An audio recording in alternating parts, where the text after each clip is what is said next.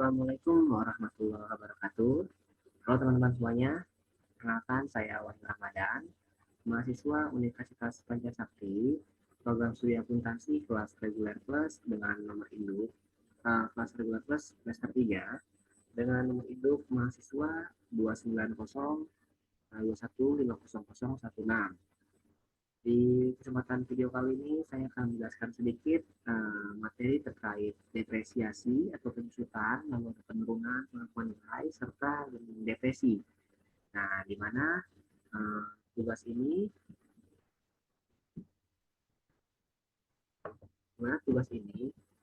ditujukan untuk memenuhi tugas penilaian ujian akhir semester mata kuliah Intermediate Accounting 1 dengan dosen pengampu Ibu Dr. Adelina Suryati, SE, MAK, CMA.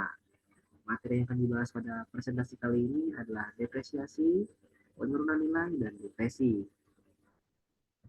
Lanjut ke materinya, di slide satunya di slide pertama ada pengertian depresiasi, yaitu depresiasi atau penyusutan merupakan uh, proses akuntansi untuk mengalokasikan biaya aset berwujud menjadi biaya secara sistematis dan rasional terhadap periode yang diharapkan dengan dapat memanfaatkan penggunaan atau aset tersebut, di mana mengalokasikan biaya aset berumur panjang di mana aset tetap bersama dengan beban depresiasi atau penyusutan tidak berwujud itu biasanya adalah biaya penyusutan yang dinamakan biaya amortisasi, sementara sumber daya mineral atau sumber daya alam biasanya penyusutannya disebut sebagai biaya depresi. Nah, depresiasi ini dibagi berapa metode nantinya. Lalu yang kedua ada faktor-faktor yang terlibat dalam proses penyusutan. Apa saja sih faktor-faktor yang terlibat dalam proses penyusutan itu? Yang pertama ada umur manfaat. Di sini umur manfaat diartikan sebagai masa pakai sering berbeda dari umur fisik, di mana perusahaan menghentikan aset biasanya karena dua alasan. Yang pertama itu faktor fisik, lalu ada faktor ekonomi. Nah, di sini ada dasar-dasar penyusutan aset, yaitu ada original cost dan residual value. Biasanya di sini diartikan sebagai depresiasi itu ditentukan daripada harga perolehan dikurangi dengan nilai sisa atau nilai residu. Jadi di sini sebagai contohnya adalah original cost atau harga perolehan sebesar 10.000 dikurangi dengan residu value, yaitu atau nilai sisa atau nilai residu gitu kan, sebesar Rp1.000, maka diperoleh penyusutannya sebesar 10.000 dikurangi 1.000, yaitu biaya depresiasinya adalah 9.000. Terus ke materi selanjutnya. Nah, di slide selanjutnya ini terdapat metode penyusutan, di mana profesi ini mengharuskan metode yang digunakan menjadi sistematis dan rasional. Nah, metode-metode yang digunakan itu biasanya meliputi metode aktivitas, baik itu penggunaan atau produksi. Lalu ada metode garis lurus yang keduanya. Lalu yang ketiganya adalah metode mengurangi dipercepat atau metode pengisian berdasarkan yang pertama jumlah angka tahun atau metode saldo menurun, di mana perbedaan dari metode jumlah angka tahun dan metode saldo menurun ini terdapat daripada jika metode jumlah angka tahun itu biasanya pecahan atau fraksinya itu dikalikan dengan dasar penyusutan untuk memperoleh beban penyusutan setiap periode akuntansinya. Nah, fraksinya ini biasanya atau pecahan tersebut di jumlah angka tahun biasanya terbagi daripada numerator pembilangnya, lalu ada denominatornya atau jumlah angka tahun, lalu juga yang ketiganya adalah rumusnya itu biasanya cost atau itu dikurangi nilai sisa dibagi dengan umur manfaat gitu. Sementara jika penyusutan metode saldo menurun ini biasanya nilai sisanya itu tidak dikurangkan pada saat menghitung dasar aktiva yang dapat disusutkan. Terus dalam metode saldo menurun ini menggunakan tarif penyusutan berupa persentasi, di mana berapa kelipatan dari metode garis lurus. Lalu di metode saldo menurun ini biasanya tarif saldo menurun itu dikalikan dengan nilai buku aktiva pada awal periode untuk memperoleh beban penyusutan pada periode tersebut. Nah, nilai buku aktivanya ini di metode saldo menurun itu adalah tidak pernah lebih kecil dari apa? Dari estimasi nilai sisa aktiva tersebut. Oke, next slide. kita masuk ke metode yang pertama. Metode penyusunan pertama yaitu adalah metode aktivitas. Nah, metode aktivitas ini merupakan fungsi pemakaian bukan waktu. Jadi di sini tuh estimasi masa manfaatnya itu ditentukan berdasarkan total input atau output. Nah, total input atau output itu bisa berupa jam atau produksi atau jumlah unit begitu kan. Eh, Lalu beban penyusutannya itu di metode aktivitas ini eh, dicari berdasarkan rumus yaitu harga perolehan dikurangi nilai sisa dikali dengan input atau periode output dibagi dengan total estimasinya. Nah, yang tadi saya bilang, input atau outputnya ini bisa berupa jam produksi maupun unit produksi yang dibuat. Nah, di sini juga sama nih. Di sini rumusnya disebutkan di mana cost dikurangi residual value dikali horse this year. Nah, itu di sini dihitungnya berdasarkan jam. Jadi depresiasi berdasarkan metode aktivitas di sini dirumuskan sebagai cost dikurangi nilai residu dikali inputnya itu sebagai jam dibagi dengan total estimasi jamnya gitu kan.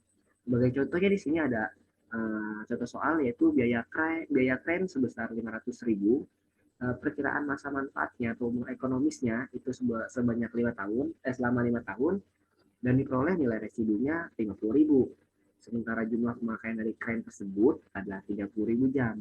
Nah, di sini diilustrasikan jika Stanley menggunakan kerennya selama 4.000 jam. Pada tahun pertama, biaya penyusutannya adalah, nah, kita bisa cari nih, biaya penyusutan berdasarkan metode aktivitas tadi kita menggunakan rumus tadi, yaitu 500.000 dikurangi dengan 50.000. 50.000 itu apa? Nilai residu. Dikali dengan 4.000. Kenapa dikalinya 4.000? Karena sistemnya menggunakannya cuma 4.000 jam. Jadi kita kali 4.000 dibagi 30.000 gitu kan. 30.000 itu sendiri adalah jumlah pemakaiannya total daripada output gitu. Lalu diperoleh sebesar 60.000. Nah, di sini diperoleh nih depresiasi berdasarkan metode aktivitasnya adalah sebesar 60.000 gitu kan. Kita lihat di sini 60.000. Diperoleh di sini rumusnya. Lalu next slide.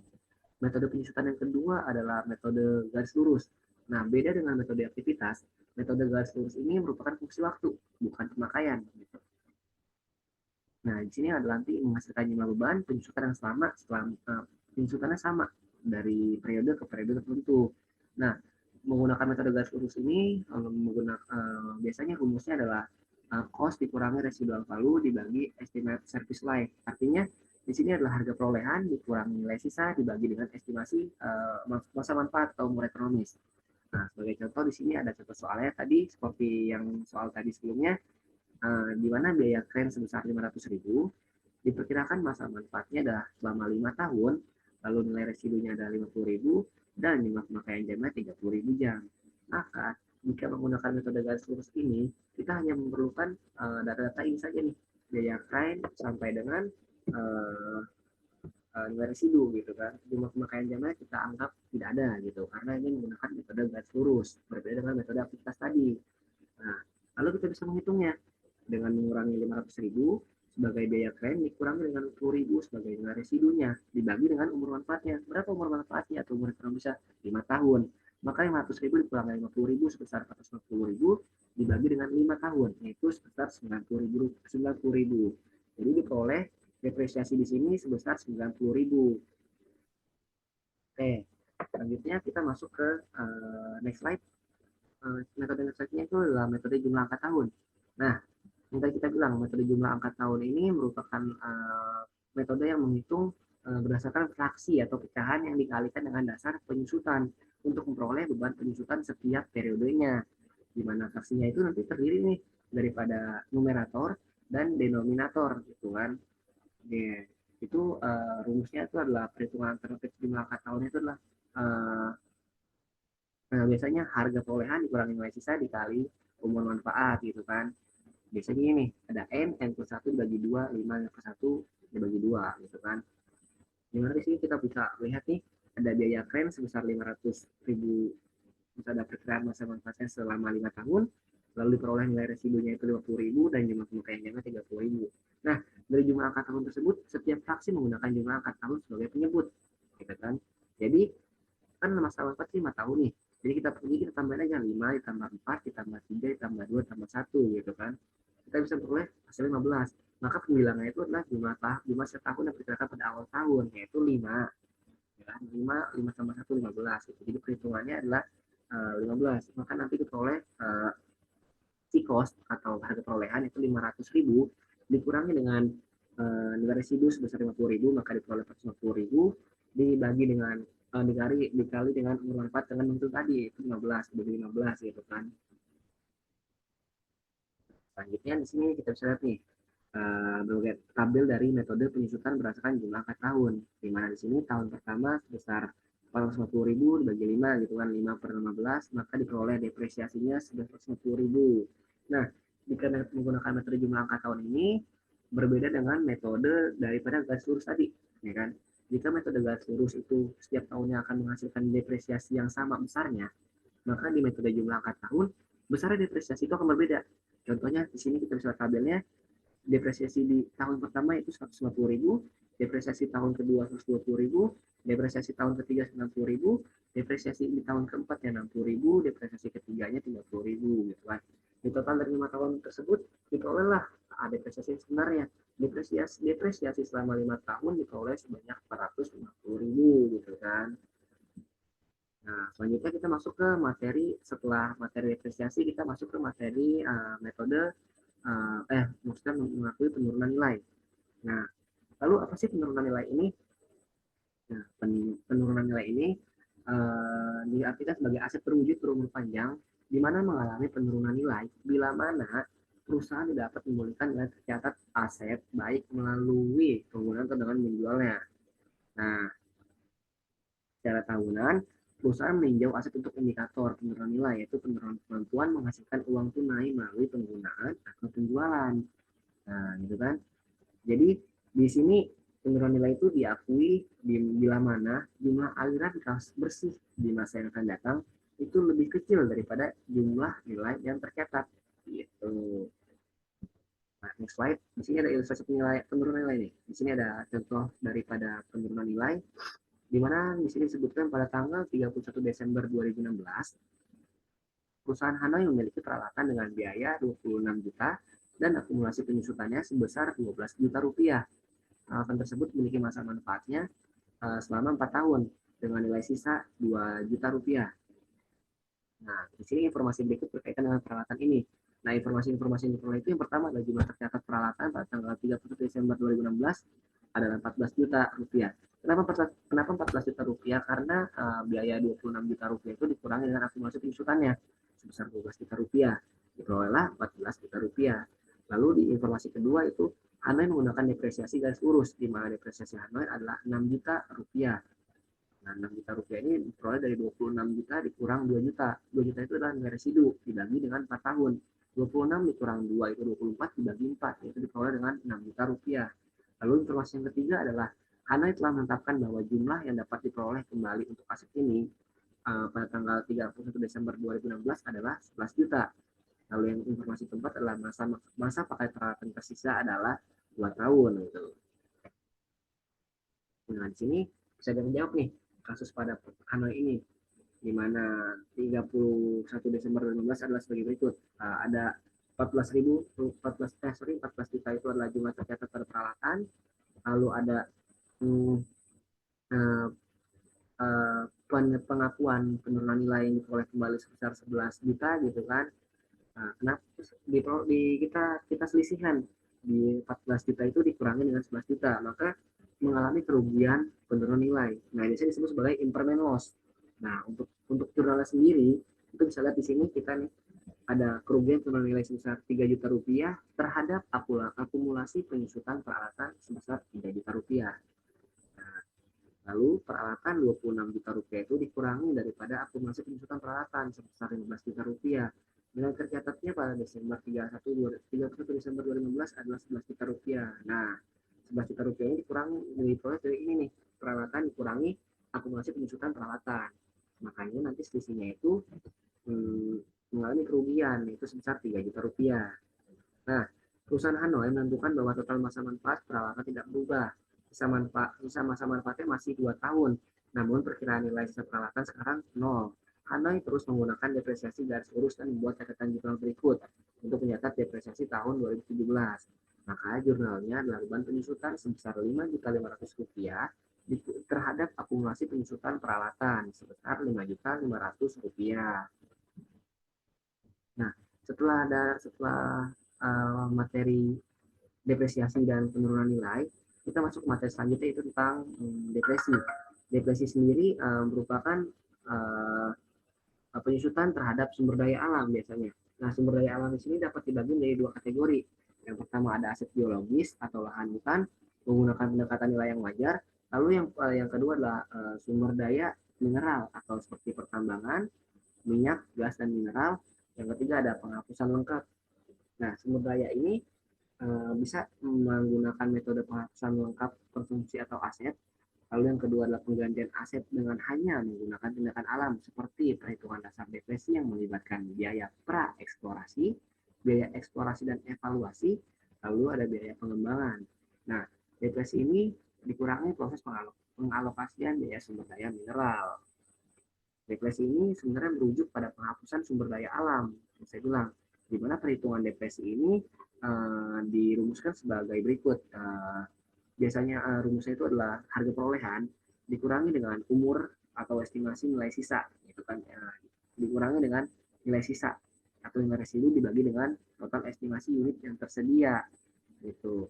Cost per unit ini dikalikan dengan jumlah unit yang diperoleh selama periode tertentu untuk memperoleh beban depresi pada periode tertentu. Nah, depresi, write off biaya sumber daya. Biasanya, perusahaan akan menghitung depresi pada metode unit produksi, pendekatan aktivitas. Penipisan adalah fungsi dari jumlah unit yang diekstraksi selama periode tersebut, di mana perhitungannya adalah total biaya dikurangi nilai sisa dibagi total estimasi yang tersedia. Nah, tadi saya bilang, di mana biaya depresi per unit itu adalah total biaya atau harga perolehan dikurangi nilai sisa atau residu dibagi dengan total estimasi unit yang tersedia. Lalu diperoleh depresi sama dengan unit yang diekstrak dikali biaya per unitnya. Nah, sebagai contoh di sini, sebagai contoh di sini ada ilustrasi dari Maclet & Co. memperoleh hak untuk menggunakan 1.000 hektar tanah di Afrika Selatan untuk menambang perak. Nah, biaya sewanya itu adalah 50.000 dan biaya eksplorasinya itu adalah 100.000. Di mana ada biaya pengembangan tak berwujud juga yang terjadi dalam pembukaan tambang sebesar 850.000. Nah, methode ini diilustrasikan memperkirakan bahwa tambang tersebut akan menghasilkan sekitar 100.000 ons emas. Maka kita bisa menghitung depresinya, yaitu harga perolehan dikurangi dengan nilai residu dibagi dengan total estimasi unit yang akan ada gitu. Jadi 1000 dibagi 1000 dibagi dengan 100 unit. Kenapa 1000 gitu kan? Karena 1000 ini mulai dari 850.000 yaitu biaya pengembangan ditambah dengan biaya eksplorasi sebesar 100.000 dan biaya sewanya 50.000, maka diperoleh 1.000 gitu kan, sejuta. Nah, sejuta ini nanti kita bagi 100.000, maka depresi per unitnya itu adalah 10 per ounce-nya, karena nanti akan menghasilkan 100.000 ons emas. Dengan mengetahui depresinya yang sebesar 10 per ounce-nya, maka kita bisa mengetahui harga per unitnya nanti.